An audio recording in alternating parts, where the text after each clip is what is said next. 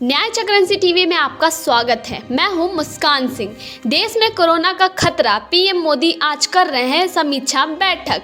जिस वेरिएंट से चीन में संक्रमण बढ़ा उसके 4 केस भारत में भी। दिल्ली के सीएम अरविंद केजरीवाल ने बैठक की। यूपी के मुख्यमंत्री योगी आदित्यनाथ ने समीक्षा बैठक की। उड़ीसा राज्य ने कोविड की गाइडलाइंस जारी। कोरोना के नए वेरिएंट को लेकर उत्तराखंड सरकार अलर्ट। तो साहेब, कोरोना से डर नहीं लगता, भारत जोड़ो यात्रा से डर लगता है।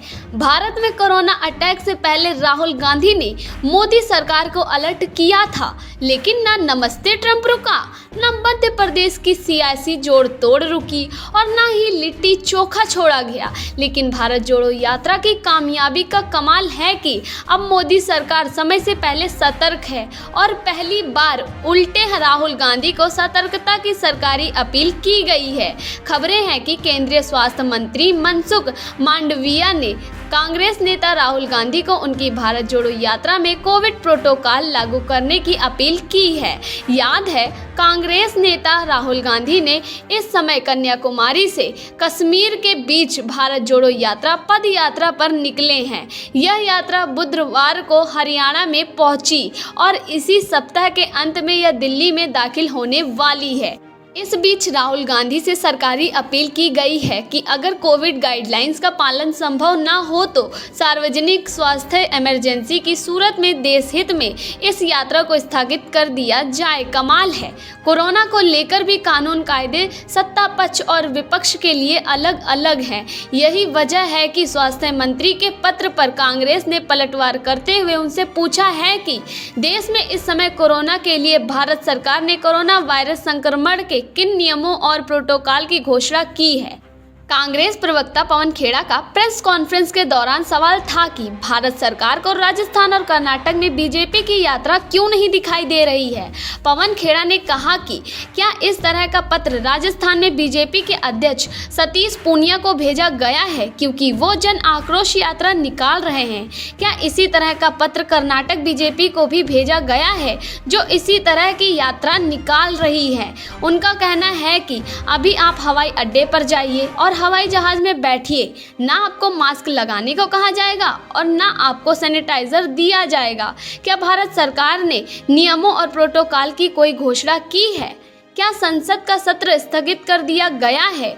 क्या भारत सरकार को सिर्फ राहुल गांधी, कांग्रेस और भारत जोड़ो यात्रा ही दिख रही है? उन्हें कोई और यात्रा नहीं दिख रही है। उनका तो यह भी कहना है कि हम नियमों का पालन करेंगे, बशर्ते आप नियमों की घोषणा करें और वो नियम सबके लिए लागू होने चाहिए, सिर्फ राहुल गांधी, कांग्रेस पार्टी और भारत जोड़ो यात्रा के लिए नहीं।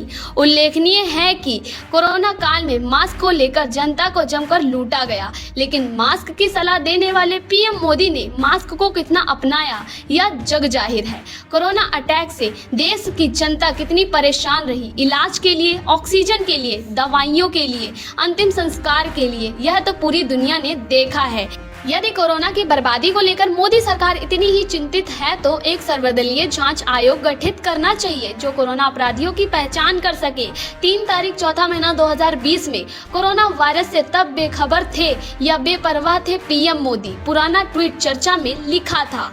कोरोना वायरस अटैक के मद्देनजर पीएम मोदी लगातार सोशल डिस्टेंस को लेकर लोगों को जागरूक कर रहे हैं, लेकिन उनके ट्वीट बताते हैं कि वे स्वयं 17 मार्च तक इस खतरे से बेखबर या बेपरवाह थे। उनका 19 फरवरी का ट्वीट तो खास चर्चा में रहा है, जिसमें वे अल्पसंख्यक कार्य मंत्रालय की ओर से आयोजित हुनर हाट में अचानक पहुंचे थे और वहां लिट्टी चोखा खाया था।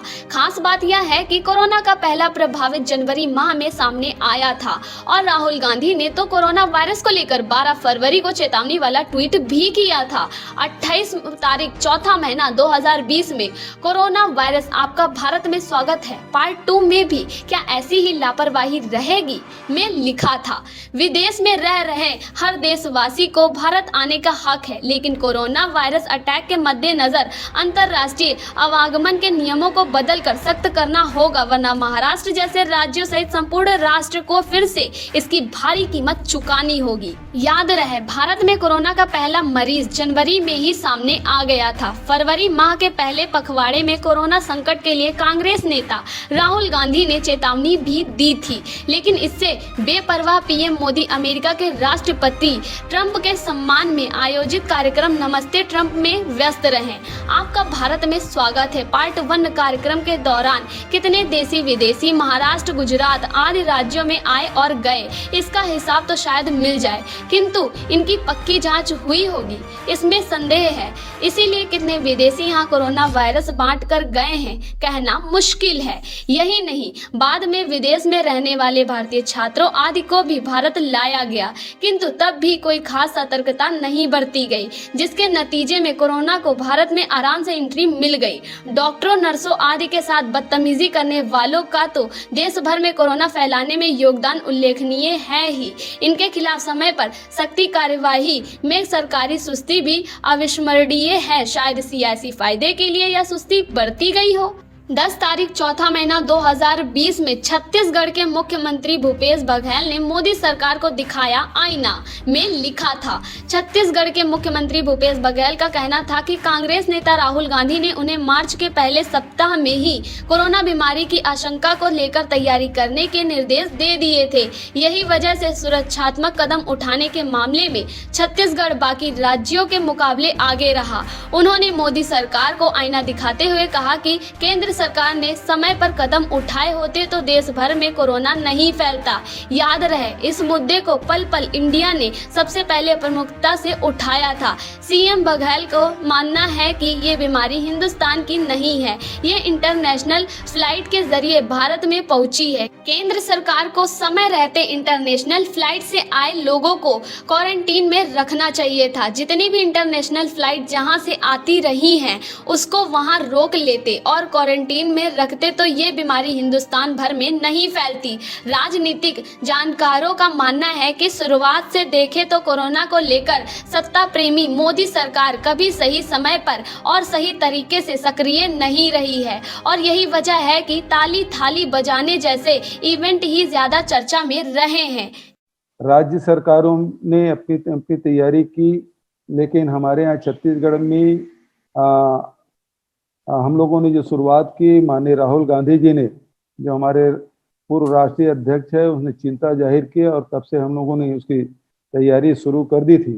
तो सबसे पहले हम लोगों ने जो फैसला लिया 13 मार्च को, पूरे जो चाहे आंगनबाड़ी हो, चाहे प्राइमरी स्कूल है, middle school, high school, college, shopping mall, talkies, इन सबको हमने बंद किया। उसके साथ साथ मंत्रालय में भी हमने बंद किया और सब अधिकारियों से कहा कि आप अपने घरों से ही काम संचालित करें। बहुत आवश्यक हो तभी किसी कर्मचारी को अपने निवास या ऑफिस बुला के काम करें। इस प्रकार के निर्देश 13 मार्च को ही दे दिया गया था। 15 मार्च को सबसे पहला टेस्ट हुआ और 18 मार्च को पहला पॉजिटिव केस हमको मिला, और उसी दिन से पूरे प्रदेश में 144 धारा हमने लागू कर दी थी, और 21 मार्च को हमने पूरे प्रदेश में लॉकडाउन कर दिया था पूरे शहरों को। जहां 18 तारीख को पहले केस मिला, तो उसी समय वहां जिस एरिया में वो पहला मरीज मिला, उस एरिया को हमने पूरा सील कर दिया था। किसी को भी आने जाने की अनुमति नहीं थी और एक एक को चेक करना शुरू किया। 2 दिन बाद हमको 3 और केस मिले, और ये केस हिस्ट्री हमने देखा कि उसमें जो मैक्सिमम जो मरीज मिल रहे हैं वो यूके से यात्रा करके जो लौटे हैं उनका मिला। तो जितने भी जहां हमारे यहाँ छत्तीसगढ़ में 2100 विदेश से यात्रा करके लौटे थे छत्तीसगढ़, सबको क्वारंटाइन में रखा तत्काल। और उसके बाद जो यूके से आए थे, हमारे पास किट सीमित था, तो सबसे पहले हमने निर्णय लिया कि जो यूके, क्योंकि ट्रेंड दिखाई दे रहा था यूके से ज़्यादा लोग मरीज मिल रहे हैं, उन सब का जो फिर ट्रेस किए तो 90 लोग मिले और 90 लोगों की सबकी हमने जांच की। क्या भारत सरकार को सिर्फ राहुल गांधी, कांग्रेस पार्टी और भारत जोड़ो यात्रा ही दिख रही है? क्या भारत सरकार को राजस्थान और कर्नाटक में भाजपा की यात्रा नहीं दिख रही है? हम नियमों का पालन करेंगे, लेकिन सरकार उसकी घोषणा करे और वो नियम सभी पर लागू हो। इस पर आपकी क्या राय है? अपने सुझाव में कमेंट बॉक्स में देना ना भूलें। तब तक के लिए देखते रहें न्याय चक्र NC TV। धन्यवाद।